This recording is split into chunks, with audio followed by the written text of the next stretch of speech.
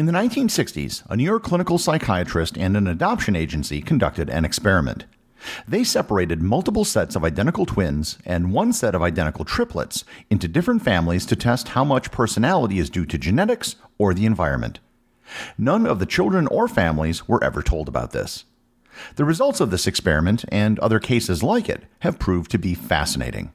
Learn more about identical twins and triplets that were separated at birth on this episode of Everything Everywhere Daily.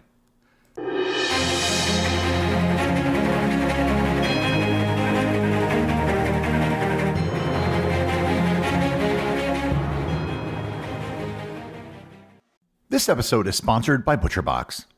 I can't tell you how much I love ButcherBox. I actually get excited when my ButcherBox shipment arrives because it's like an adult version of Christmas morning.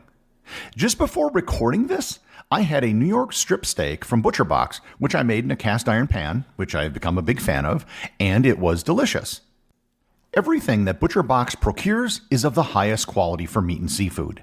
100% grass-fed beef, free-range chickens, crate-free pork, and wild-caught seafood. And the quality of the product really does come through in the taste, which is why I buy it. Right now, you will get free chicken thighs for a year and $20 off when you sign up for ButcherBox. Just go to butcherbox.com/daily and use promo code DAILY. Once again, get free chicken thighs for a year and $20 off your first box when you sign up today at butcherbox.com/daily using code DAILY. Do you ever wake up in the morning and dread the day or struggle with feelings of discontent?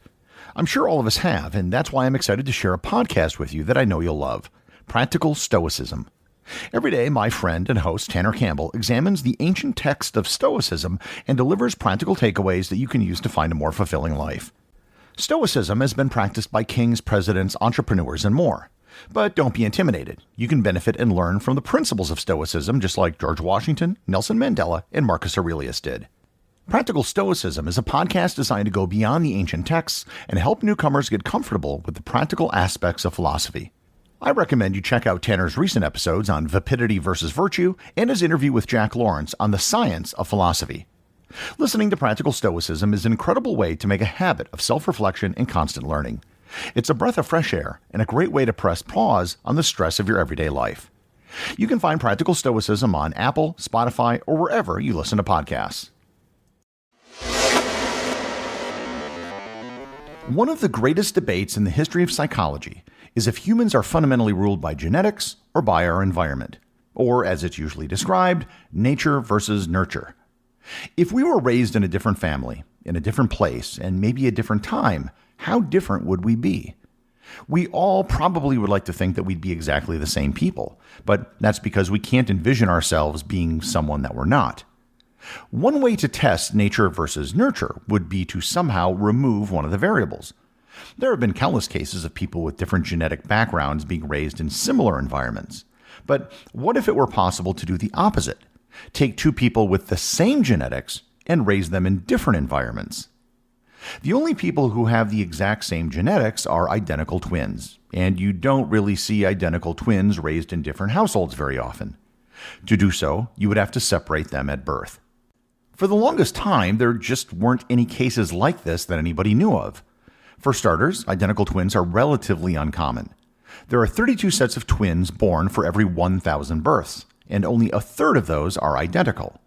It isn't something that's super rare. I'm sure most of us know a pair of identical twins, or perhaps you're one yourself, but it's also a small minority of people.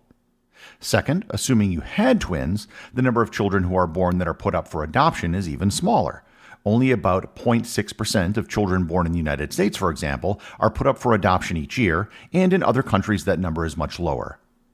Finally, if you had identical twins and they were put up for adoption, most adoption agencies would ethically do whatever they could to keep the twins together.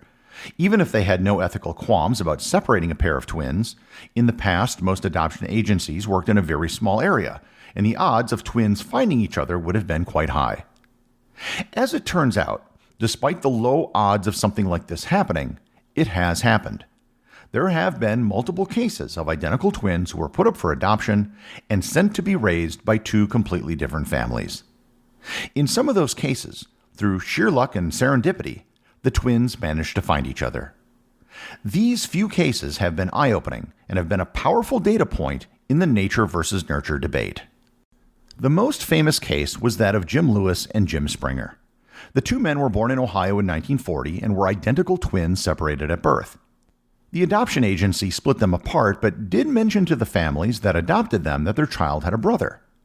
In one case, the Springer family of Lima, Ohio, assumed that the other twin had died. However, the Lewis family of Piqua, Ohio, heard someone mention in passing at the courthouse when they got their adoption papers certified that the other boy had been adopted as well. That offhand remark resulted in Jim Lewis contacting the probate court, which had the records of his adoption 39 years later, to find his long-lost brother. It turns out that his identical twin brother had been living just 45 miles away for his entire life. That, however, wasn't the shocking part.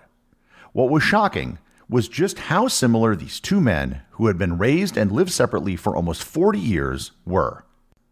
For starters, they were both named James when they were adopted and went by the name Jim. Each man had an adopted brother named Larry. Both had dogs growing up, and they both named their dog Toy. They both had good grades in school in math and woodworking and were poor at spelling. They both had been married twice. Both men had a first wife by the name of Linda. Both men had a second wife by the name of Betty.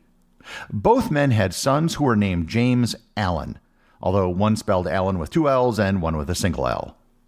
Both men smoked the same brand of cigarette and drank the same brand of beer. Both men had careers in security and law enforcement, one being a security guard and the other being a deputy sheriff. They drove the same make and color of car. They took their families on vacation to the exact same beach in St. Petersburg, Florida. Both men suffered from tension headaches, which began at the age of 18 for both of them.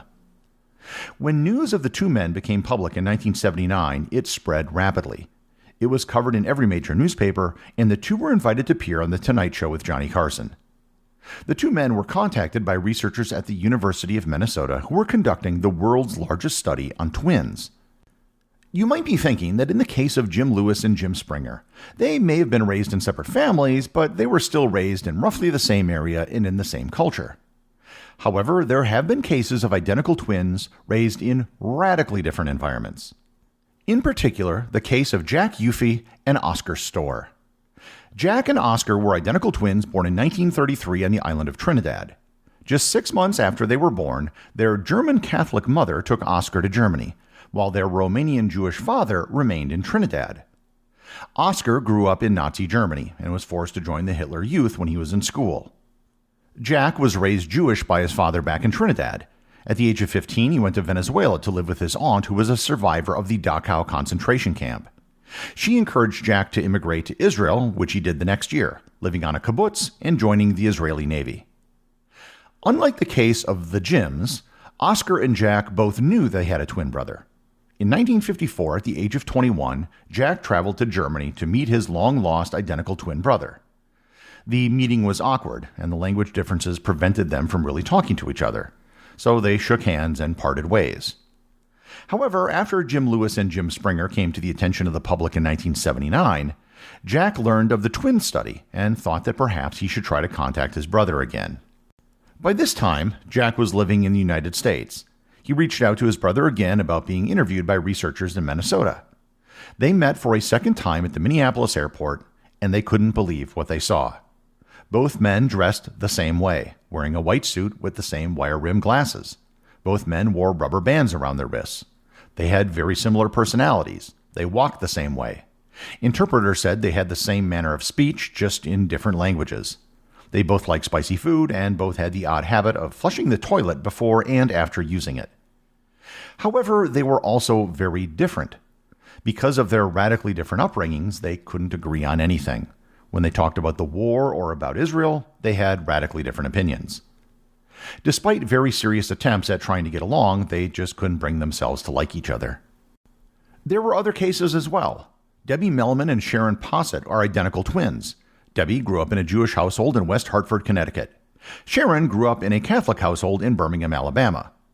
They found each other at the age of 45 and shared many similar personality quirks, including the fact that they are both very religious. However, one is devoutly Jewish and the other is devoutly Catholic. Tom Patterson and Steve Tazumi were twins separated by a Japanese adoption agency. One grew up in Kansas and the other in New Jersey. One was raised a Buddhist and the other a Christian. One was an Eagles fan and the other was a Chiefs fan. Both men established bodybuilding gyms before they met at the age of 40. Between 1979 and 1999, the Minnesota Twin Survey found 137 sets of identical twins that were separated at birth. While many of these cases happened independently, there was one epicenter where many of these separations happened. In the 1960s, a clinical psychiatrist named Peter Neubauer worked with a Jewish adoption agency in New York to purposely separate identical twins so they could be studied later.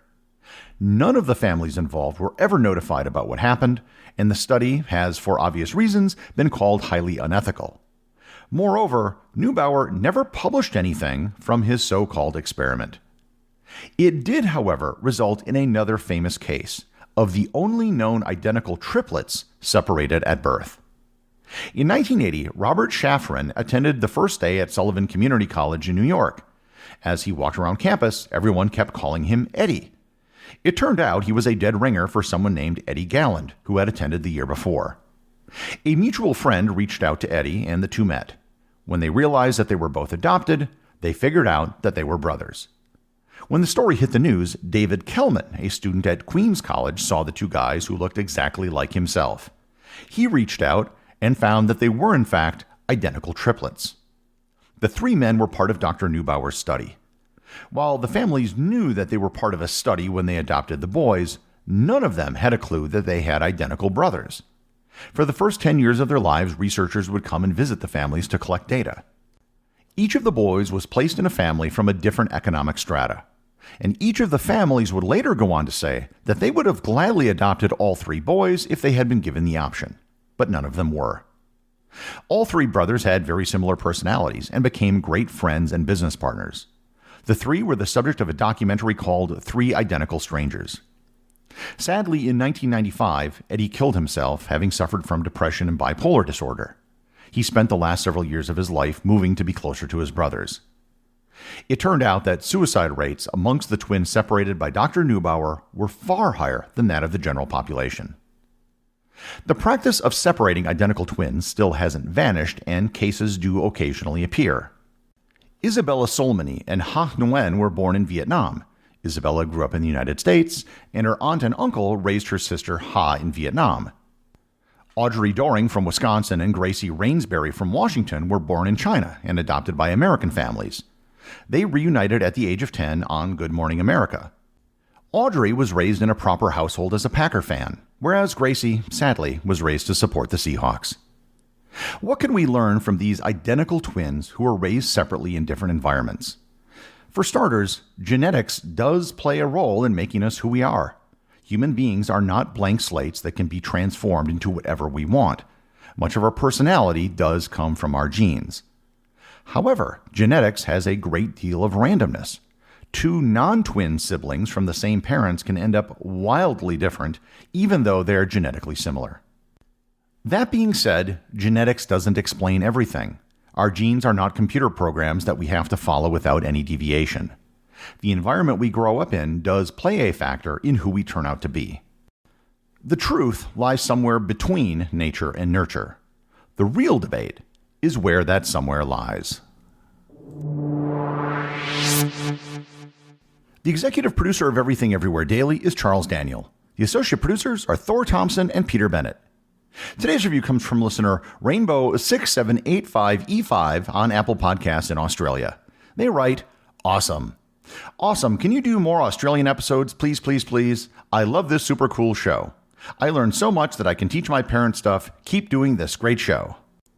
Thanks, Rainbow. I certainly do have more Australia-themed episodes on the list of future shows. I've spent quite a bit of time in Australia, and I've been able to visit every single state, and I even got to visit Lord Howe Island, something that most Australians don't even get to do. So while I do have ideas for Australian shows, I am always open to more as well, so feel free to send in your suggestions. Remember, if you leave a review or send me a boostagram, you too can have it read on the show.